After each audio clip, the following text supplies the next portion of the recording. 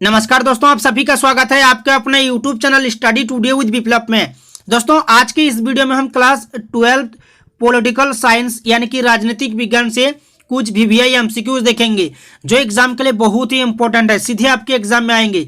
इस वीडियो में कुल मिलाकर मैं आप लोगों को 40 प्रश्न बताऊंगा और ये सारे के सारे क्वेश्चंस एग्जाम के लिए बहुत ही इंपॉर्टेंट है, सीधे आपके एग्जाम में आ सकते हैं। इसलिए वीडियो को लास्ट तक देखिएगा, वीडियो को लाइक कीजिएगा, अपने दोस्तों में शेयर कर दीजिएगा और इस तरह के वीडियोस देखने के लिए, इस चैनल में जुड़े रहने के लिए चैनल को सब्सक्राइब करके बेल आइकन को प्रेस करके ऑल पे क्लिक कर दीजिएगा ताकि आपको हर एक वीडियो का नोटिफिकेशन मिल सके। तो चलिए आज की इस वीडियो को शुरू करते हैं। पहला प्रश्न है आपके सामने, शीत युद्ध का अंत कब हुआ? देखिए, शीत युद्ध का अगर बात करें, दूसरे महायुद्ध के बाद संयुक्त राज्य अमेरिका तथा सोवियत संघ के बीच तनावपूर्ण संबंधों को शीत युद्ध का नाम दिया गया था। ठीक है, शीत युद्ध कब शुरू हुआ था? अगर आपको एग्जाम में पूछा जाता है कि शीत युद्ध कब शुरू हुआ था, तो आपको आंसर देना है 1945 में। 1945 यह प्रश्न जैक बोर्ड 2016 में पूछा गया था। और यहां पर प्रश्न है शीत युद्ध का अंत कब हुआ, तो आपको आंसर देना है 1991, 1991 में। ठीक है, नेक्स्ट क्वेश्चन है आपके सामने, द्वितीय विश्व युद्ध कब से कब तक हुआ? द्वितीय विश्व युद्ध कब से कब तक हुआ? 1939 से 1945। ठीक है, ये आपको याद रखना है। दूसरे विश्व युद्ध की जो अवधि है 1939 से 1945। ठीक है, और अगर आपको एग्जाम में पूछा जाता है कि प्रथम विश्व युद्ध कब से कब तक हुआ, तो आपको आंसर देना है 1914 से 1918। ठीक है, 1914 से 1918। द्वितीय विश्व युद्ध जो है 1939 से लेकर 1945। ठीक है, ये आपको याद रखना है। नेक्स्ट क्वेश्चन देखिए, नेक्स्ट है, निम्न में से किस देश द्वारा नाटो का नेतृत्व किया गया? निम्न में से किस देश द्वारा नाटो का नेतृत्व किया गया? तो आपको आंसर देना है यूएसए। यूएसए। देखिए, नाटो का अगर बात करें, नाटो की स्थापना हुई थी 1949 में। ठीक है, 1949 में नाटो की स्थापना। अगर आपको एग्जाम में पूछा जाता है कि नाटो का पूरा नाम क्या है, नाटो का पूरा नाम नॉर्थ अटलांटिक ट्रीटी ऑर्गेनाइजेशन। फिर से रिपीट कर रहा हूं, नॉर्थ अटलांटिक ट्रीटी ऑर्गेनाइजेशन, उत्तरी अटलांटिक संधि संगठन, उत्तरी अटलांटिक संधि संगठन। ठीक है, यह प्रश्न राजस्थान बोर्ड 2016 में पूछा गया था। राजस्थान बोर्ड 2016 में नाटो का पूरा नाम पूछा गया था। ठीक है, ये याद रखिएगा, एग्जाम के लिए बहुत ही इंपॉर्टेंट है। नेक्स्ट है आपके सामने कि सोवियत संघ ने कौन सा सैनिक गुट बनाया? सोवियत संघ ने कौन सा सैनिक गुट बनाया? तो आपको आंसर देना है वार्सा संधि। वार्सा संधि याद रखिएगा। नेक्स्ट क्वेश्चन है आपके सामने कि गुट निरपेक्षता की नींव रखने से किस भारतीय नेता का प्रमुख योगदान था? यहां पर ऑप्शन में दिया हुआ है महात्मा गांधी, अंबेडकर, नेहरू, पटेल। तो इस क्वेश्चन का आंसर देना है आपको नेहरू, ऑप्शन नंबर 3। नेक्स्ट है, प्रथम गुट निरपेक्ष सम्मेलन के अध्यक्ष कौन थे? प्रथम गुट निरपेक्ष सम्मेलन के अध्यक्ष कौन थे? आपको आंसर देना है मार्शल जोसेफ ब्रोच टिटो। ठीक है, मार्शल जोसेफ ब्रोच टिटो, यहां पर दिया हुआ है मार्शल टिटो, यहां पर नार्सल लिखा हुआ है, यहां पर मार्शल हो जाएगा। ठीक है, मार्शल टिटो, ये आपको आंसर देना है, ऑप्शन नंबर 4। ठीक है, प्रथम गुट निरपेक्ष सम्मेलन 1961 में बेलग्रेड में हुआ था। प्रथम गुट निरपेक्ष सम्मेलन जो है 1961 से जो है शुरू हुआ था। ये आपको याद रखना है, एग्जाम के लिए बहुत ही इंपॉर्टेंट है। नेक्स्ट देखिए आपके सामने, जापान में किन शहरों में परमाणु बम गिराए गए थे? जापान में किन शहरों में परमाणु बम गिराए गए थे? आपको याद रखना है हिरोशिमा एवं नागासाकी। ये आपको याद रखना है, एग्जाम के लिए बहुत ही इंपॉर्टेंट है। यह प्रश्न जैक बोर्ड 2015 में पूछा गया था, जैक बोर्ड 2015। नेक्स्ट देखिए, नेक्स्ट है, सोवियत समाजवादी गणराज्य की स्थापना कब हुई? सोवियत समाजवादी गणराज्य की स्थापना कब हुई? यह आपको याद रखना है 1917 में। नेक्स्ट है, सोवियत राजनीतिक प्रणाली किस विचारधारा पर आधारित थी? सोवियत राजनीतिक प्रणाली किस विचारधारा पर आधारित थी? यह आपको याद रखना है समाजवादी। ठीक है, ऑप्शन नंबर 3 यहां पर सही हो जाएगा, समाजवादी। नेक्स्ट देखिए, शॉक थेरेपी को अपनाया गया, कब अपनाया गया था? 1990 में, याद रखना है आपको। ठीक है, 1990, ऑप्शन नंबर 1 आपका यहां पर राइट आंसर हो जाएगा। वीडियो को लाइक कर दीजिएगा और ज्यादा से ज्यादा अपने दोस्तों में शेयर कर दीजिएगा। नेक्स्ट क्वेश्चन देखिए, नेक्स्ट है, सोवियत संघ के विघटन के लिए कौन सोवियत नेता उत्तरदायी थे? सोवियत संघ के विघटन के लिए कौन सोवियत नेता उत्तरदायी थे? यहां पर चार ऑप्शन आपके सामने इस प्रकार होंगे एग्जाम में, इनमें से सही हो जाएगा आपका मिखाइल गोर्बाचेव। मिखाइल गोर्बाचेव आपका जो है राइट आंसर हो जाएगा।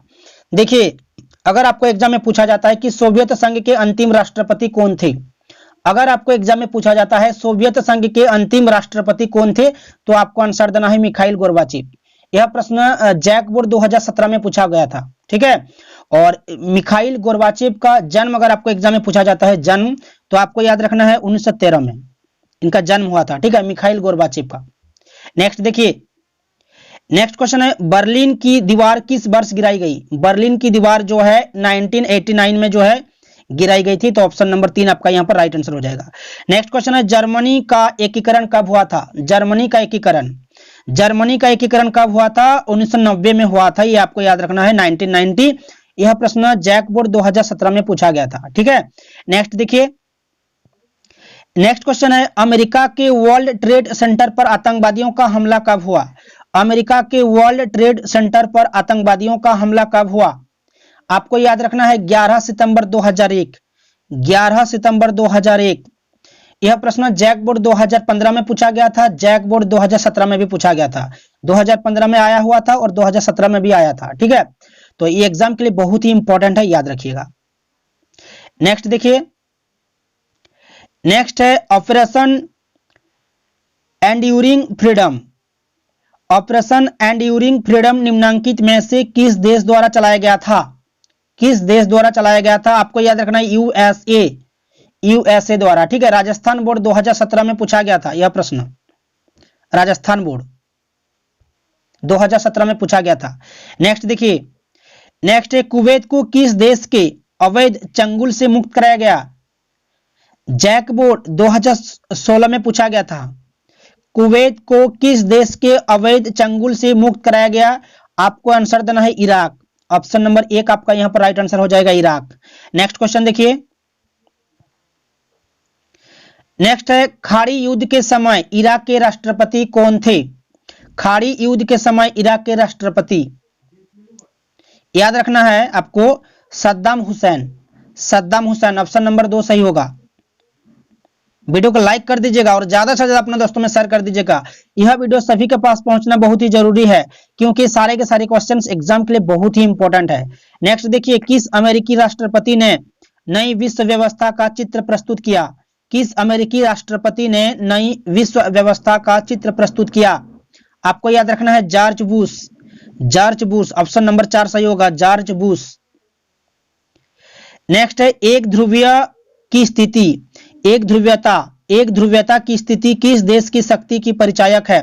ऑप्शन में दिया हुआ है संयुक्त राज्य अमेरिका, सोवियत संघ, चीन, यूरोपीय संघ। इनमें से राइट आंसर हो जाएगा आपका संयुक्त राज्य अमेरिका।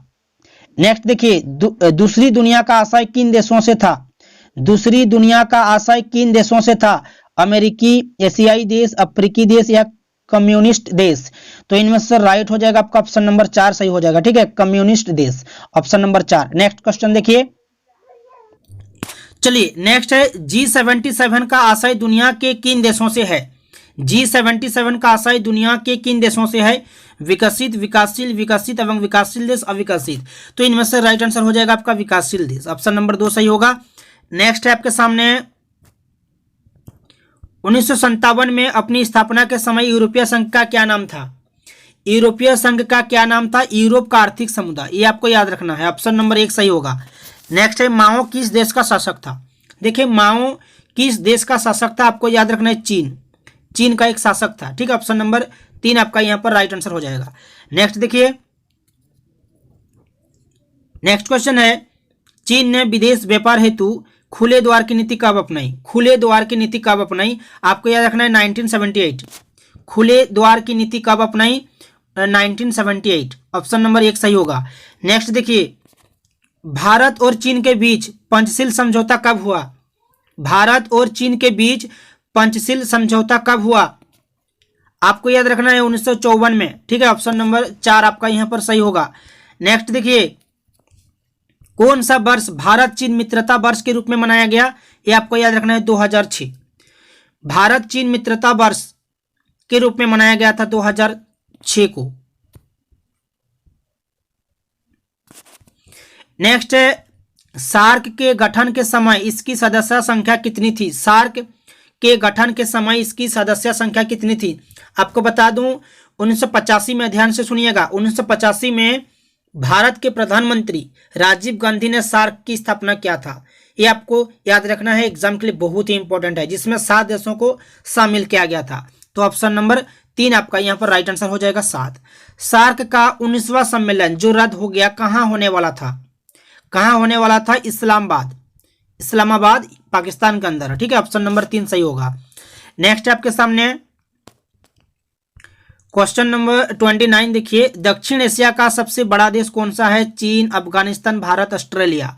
दक्षिण एशिया का सबसे बड़ा देश जो है आपका यहाँ पर भारत हो जाएगा, ऑप्शन नंबर 2।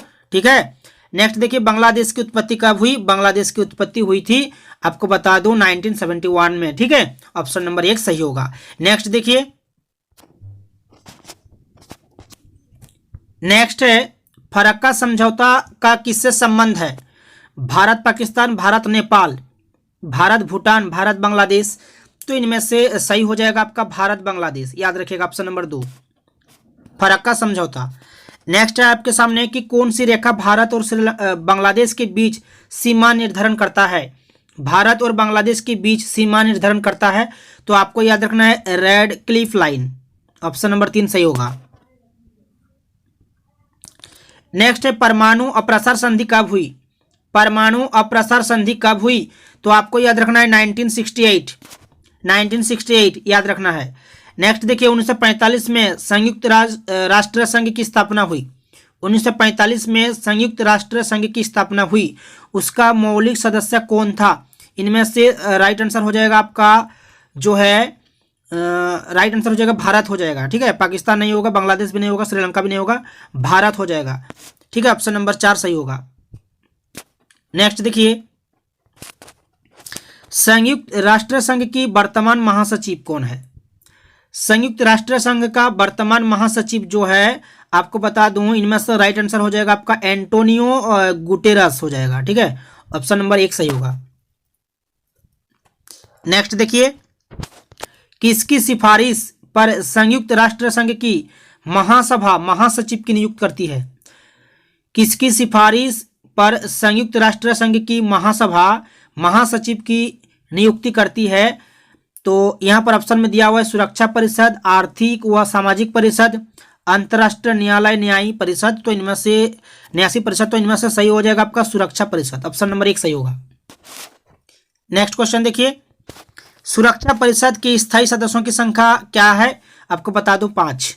सुरक्षा परिषद के स्थायी सदस्यों की संख्या 5 है, ये आपको याद रखना है। नेक्स्ट देखिए,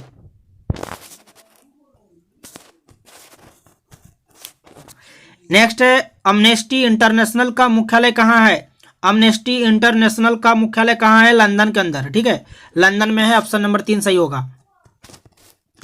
नेक्स्ट है, भूमंडलीकरण किस विचारधारा पर टिका है? समाजवाद, साम्यवाद, अराजकतावाद और उदारवाद।